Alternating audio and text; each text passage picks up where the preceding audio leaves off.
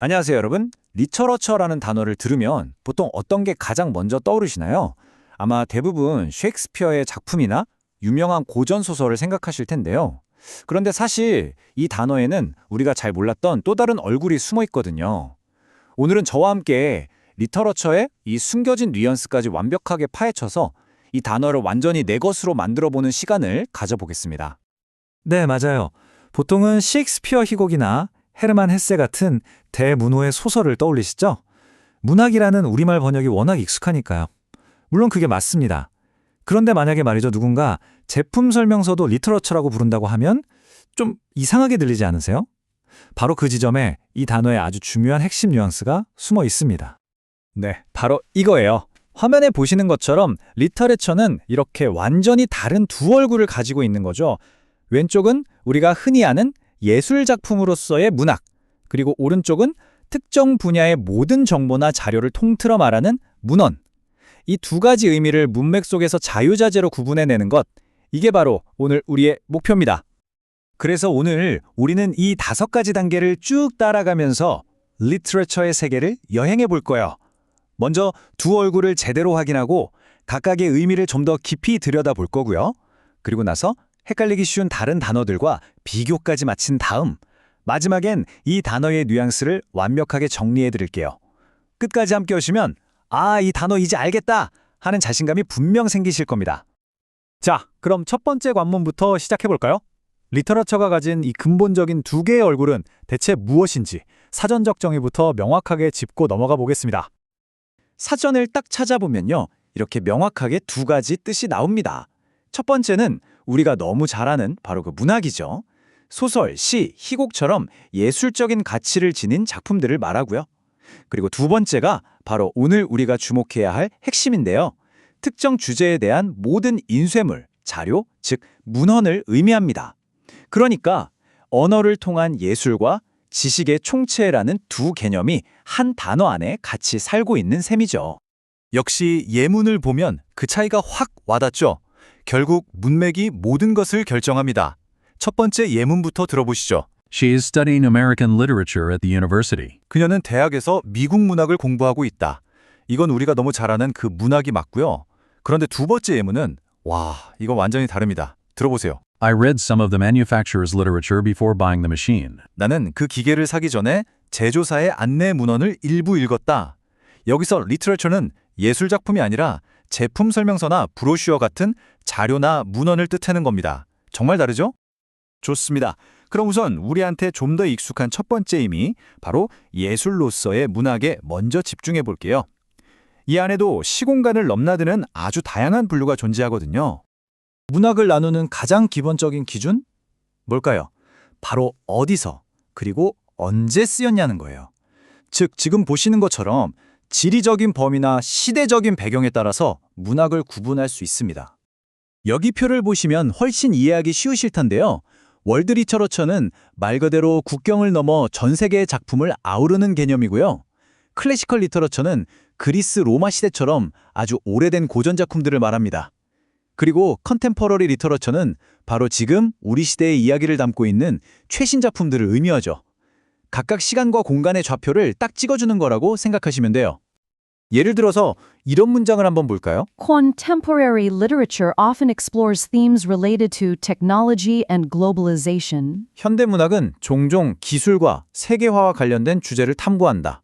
어때요? contemporary라는 단어 하나 덕분에 우리는 이 문학이 바로 지금 이 시대의 고민을 담고 있다는 걸 바로 알 수 있는 거죠. 문학은요, 시공간 말고도 어떻게 전달되는지 또 누구를 위한 글인지에 따라서도 나눌 수가 있어요. 예를 들어서 글자가 없던 시절에 입에서 입으로 전해져 내려온 이야기들. 이런 걸 oral literature, 즉 구전 문학이라고 부르고요. 어린 독자들을 위해 쓰인 작품들은 children's literature, 아동 문학이라고 합니다. 이 예문이 바로 구전 문학이 얼마나 중요한지를 잘 보여주죠.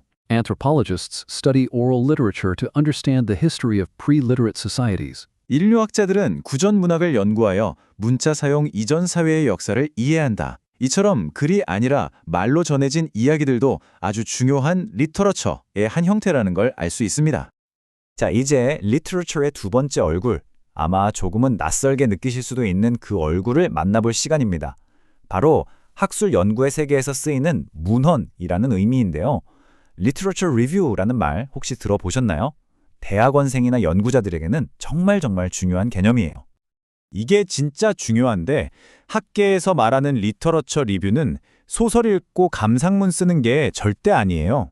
어떤 주제에 대해서 지금까지 어떤 연구들이 있었는지 관련된 자료들을 싹 다 조사하고 비판적으로 분석하는 연구의 필수 단계를 의미합니다.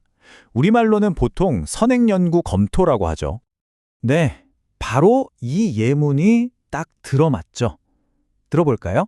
Her thesis began with a comprehensive literature review covering 10 years of related studies. 그녀의 논문은 10년간의 관련 연구를 다루는 포괄적인 문헌 연구로 시작되었다. 여기서 Literature Review는 연구의 탄탄한 기초를 다지기 위한 문헌 고체를 의미하는 겁니다. 학술 세계에서는 세컨더리 리터레처라는 개념도 아주 중요합니다. 이건 뭐냐면요. 예를 들어 셰익스피어의 희곡 원본 같은 1차 자료가 아니라 그 희곡을 분석하고 비평한 다른 학자들의 논문이나 책을 말하는 거예요. 그러니까 우리가 연구할 때 보통 참고하는 대부분의 선행 연구들이 바로 이 2차 문헌에 속하는 거죠. 여기서 딱 두 가지만 더 알아두면 정말 유용한데요. 먼저 리터러리 캐넌은 어떤 사회나 문화권에서 이건 꼭 읽어야 해라고 인정받는 작품들의 목록이에요. 일종의 필독 고전 리스트 같은 거라고 생각하시면 편해요. 그리고 리터러리 크리티시즘은 바로 그 캐넌에 속한 작품들을 학문적으로 분석하고 평가하는 활동, 즉 문학 비평을 가리키는 말입니다. 이 예문은 리터러리 캐넌이라는 게 한번 정해지면 영원히 고정되는 게 아니라는 걸 보여주는 아주 좋은 예시입니다. The debate over expanding the literary canon includes works from marginalized groups. 문학 정전을 확장하는 논쟁에는 소외된 집단의 작품들이 포함된다. 네, 전통적으로 인정받던 작품들 외에 소외되었던 새로운 목소리들을 포함시켜야 한다는 그런 논쟁을 담고 있는 문장이죠. 자, 다음으로는요. 많은 분들이 은근히 헷갈려 하시는 단어들 있죠.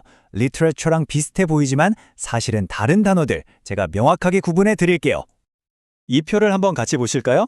라이팅은 메모든 소설이든 그냥 모든 글을 다 포함하는 가장 넓은 개념이에요. 픽션이나 프로즈는 리터러처 안에 속하는 하나의 종류나 형식이라고 볼 수 있고요. 가장 중요한 차이는 바로 텍스트와 리터러처의 관계예요. 우리가 스마트폰으로 보내는 메시지도 텍스트지만 그걸 리터러처라고 하진 않잖아요. 하지만 셰익스피어의 작품은 단순한 텍스트를 넘어서 예술적, 학문적 가치를 지닌 리터러처로 불립니다. 이 가치의 유무가 핵심적인 차이라고 할 수 있겠습니다. 자, 이제 거의 다 왔습니다. 오늘 배운 모든 것들을 하나로 쫙 꿰어보는 시간이에요. 마지막으로 리터러처의 핵심 뉘앙스만 다시 한번 정리해드릴 테니까 이것만큼은 꼭 기억해 주세요. 첫째, 리터러처는 예술 작품일 수도 있고 학술 문헌일 수도 있다. 이 두 가지 큰 의미를 다 가지고 있다는 점. 둘째, 그래서 어떤 의미인지는 항상 문맥을 통해 파악해야 한다는 것. 이게 정말 중요하고요. 그리고 마지막으로 셋째, 그 범위가 우리가 생각하는 소설이나 시에만 머무르는 게 아니라 고대 신화부터 학술 논문, 심지어 아동문화까지 아우르는 아주 넓은 개념이라는 점까지 꼭 기억해 주시면 좋겠습니다. 오늘 저와 함께 리터레이처의 두 얼굴을 살펴봤는데 어떠셨나요? 이제는 이 단어를 마주했을 때 이게 예술 작품을 말하는 건지 아니면 어떤 자료를 말하는 건지 문맥에 따라서 자신 있게 구분하실 수 있겠죠? 오늘 배운 이 묘묘한 뉘앙스의 차이가 여러분의 영어 세상을 더 풍부하게 만들어주는 그런 즐거운 발견이 되었기를 진심으로 바랍니다.